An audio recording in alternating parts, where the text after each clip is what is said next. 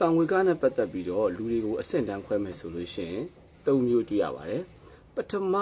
တစ်မျိုးကနံပါတ်1ကသူများကဒုက္ခရောက်တယ်တခြားလူတွေရောက်ဒုက္ခရောက်နေတာကိုမြင်နေတွေ့နေကြားနေရုံနဲ့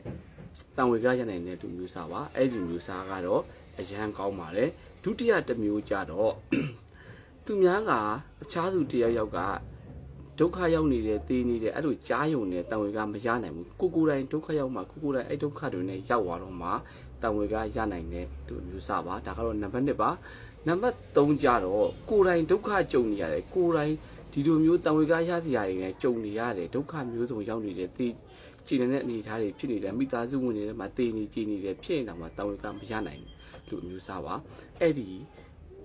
၃မျိုးထဲမှာနံပါတ်1အမျိုးအစားကတော့ပထမတန်းစားပါအရန်ကောင်းပါတယ်တခြားတယောက်ဖြစ်နေတာနဲ့တောင်မှပဲကိုကတံဝေကရနိုင်တယ်ဆိုရန်ကောင်းပါတယ်နံပါတ်2အမျိုးအစားကိုတိုင်ကြုံမှတံဝေကရနိုင်တယ်ဆိုတော့လူကြတော့နည်းနည်းကောင်းသေးတယ်တော်ပါသေးတယ်နံပါတ်1နဲ့2နဲ့ထဲမှာကိုကပါတယ်ဆိုရင်တော့ကောင်းတယ်လို့ပြောရမယ်ပေါ့နော်နံပါတ်3ကိုတိုင်ကြုံပြီးကိုတိုင်ဆင်းရဲဒုက္ခတွေကြုံလာတော့မှတံဝေကမရနိုင်ဘူးဆိုလို့ရှိရင်တော့အဲ့ဒီလူကတော်တော်ဆိုးတဲ့အထက်မှာပါနေတယ်ပေါ့နော်အဲ့ကြောင့်မို့တကယ်လို့ကိုကပဲမျိုးစားထဲမှာပါနေလဲဆိုတာကိုကြည့်ပါဝေဖန်သုံးသပ်ပါတတိယအမျိုးစားထဲပါနေတယ်ဆိုတော့ဒါတော်တော်မကောင်းတဲ့ဒေတာဖြစ်နေပေါ့နော်အဲ့ကြောင့်ကိုပထမနဲ့ဒုတိယအမျိုးစားထဲပါနိုင်အောင်ကြိုးစားပါအဲ့ဒီလိုကြိုးစားဖို့ဆိုလို့ရှိရင်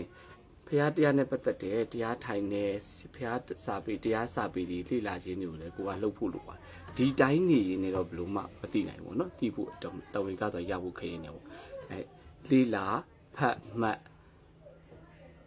ဆရာတော်ကြီးဟောတဲ့တရားတွေနာယူဒီလိုမျိုးကြီးလုပ်ရင်းနဲ့မှာကိုယ်တိုင်နဲ့ကျင့်ကြံအထွေနေမှာပို့ပြီးတော့ကောင်းတဲ့ဘဝတွေပတ်ဆိုင်နေကြပါသေးဇော်ကြီးသိမ်းမှာနောက်ဗီဒီယိုမှာတွေ့ပါဦးမယ်